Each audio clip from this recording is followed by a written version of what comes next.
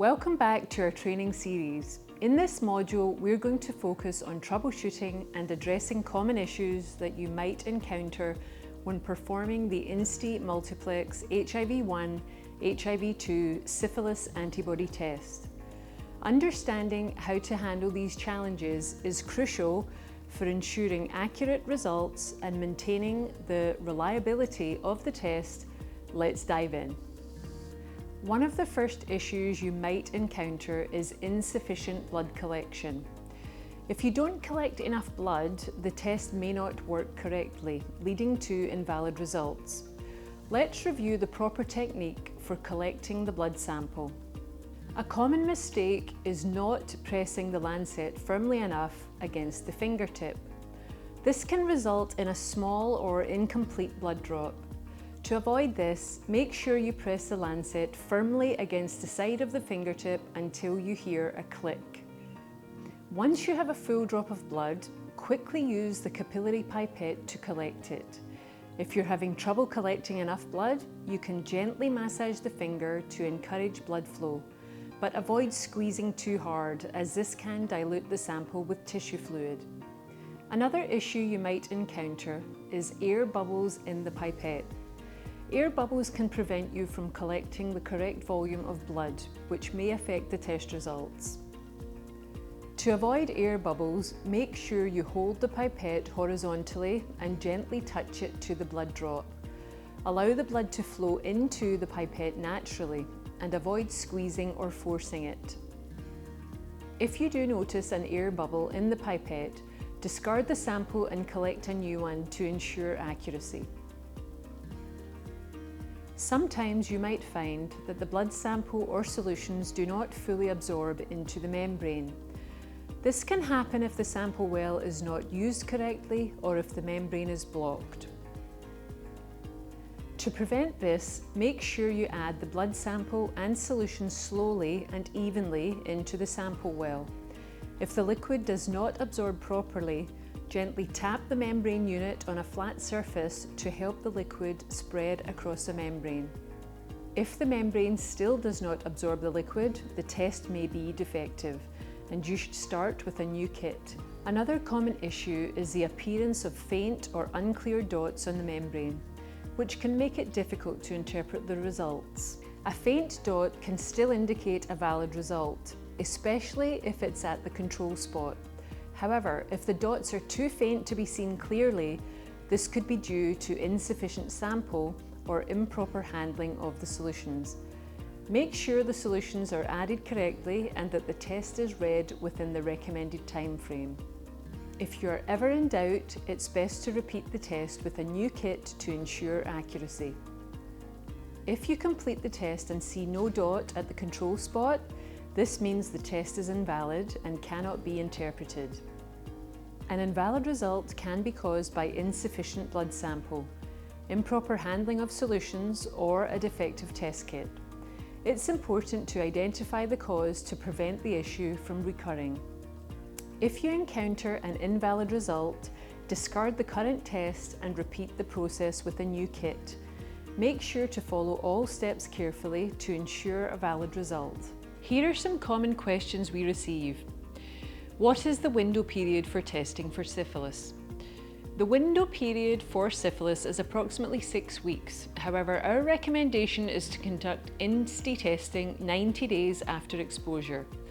The INSTI Multiplex HIV-1, HIV-2 antibody test has a lower affinity to IgM antibody class compared to IgG.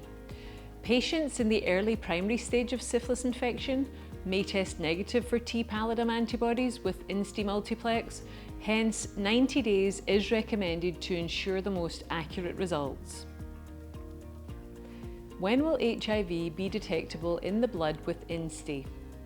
An individual may test positive with the INSTI test in as little as 21 to 22 days after infection. However, it can take as long as 3 months for sufficient antibodies to be produced to generate a positive result. If the INSTI test gave a negative result, it is best to test again 3 months after the date of possible exposure to HIV. The dot doesn't look like the ones in the instructions for use. The control dot and test dots do not always look the same. The strength of the blue colour can vary and may either form a solid circle, shaded circle or a ring. The appearance of the control dot has no impact on test performance. A test result is only called invalid if nothing is seen at the control dot location. If there is an uneven blue tint across the entire membrane surface, or blue specks or particulates appear on the membrane. If the test dots and control dot are visible, the test result is positive. Reactive results must be followed up by a doctor. The membrane unit overflowed. What should I do? If you have a leaking or overflowing membrane unit, our recommendation would be to cover the spill with paper towel and spray with 10% bleach or lab cleaning solution and leave it for a few minutes. Gather up paper towel and dispose in hazardous waste, then make sure the area is properly cleaned. Ensure that you've washed your hands thoroughly when finished. Environmental factors such as high temperatures and humidity may affect the flow time and absorption capability of a sample on the membrane unit. If the control dot is visible and the solution is absorbed, the test is valid. I see a blood clot on the membrane unit. Will the test still work? Blood clots can remain on the membrane. This does happen from time to time and will not affect the performance of the test. The result is valid as long as the test and/or control dots are still visible. Does antiretroviral therapy, or ART, medication affect INSTI test results?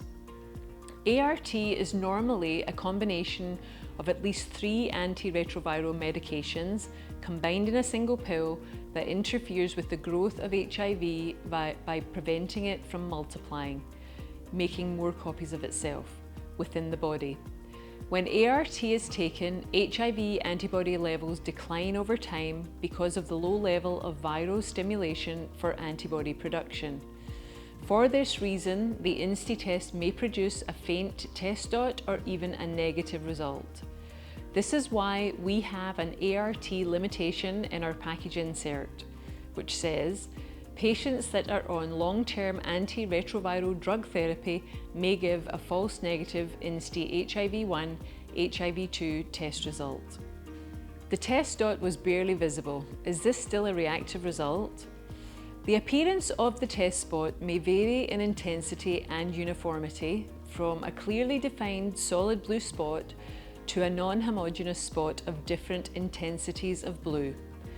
Once INSTI testing is complete, the membrane unit should be left on a flat surface and the result read from above in a bright and well-lit location.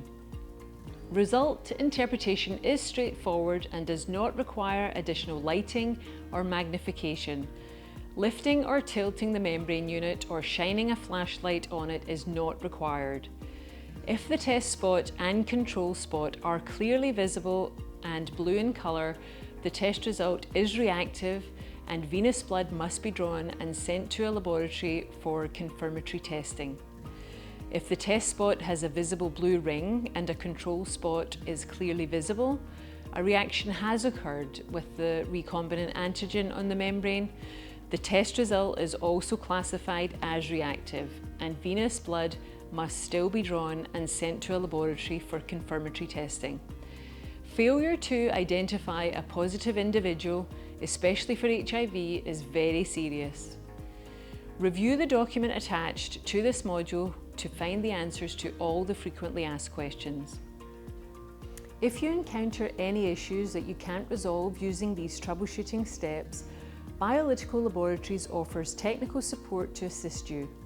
You can reach out via phone, email, or visit our website for additional resources.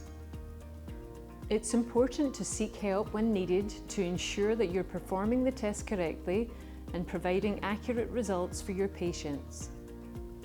To summarise, proper blood collection, avoiding air bubbles, ensuring full absorption of the sample and solutions, addressing faint dots and handling invalid results are key to troubleshooting common issues.